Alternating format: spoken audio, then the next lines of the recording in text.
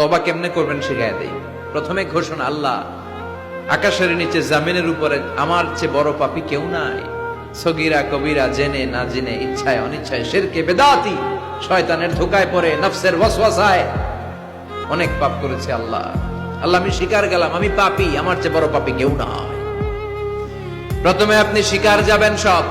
2 নম্বরে রিপেন্টেন্স আর নাদামা, অনুতপ্ত হবেন, চোখের পানি ছাড়বেন, অনুতপ্ত হবেন, লজ্জিত হবেন। চোখের পানির দৃশ্য দেখে আল্লাহর বড্ড ভালো লাগে, সুবহানাল্লাহ পড়েন।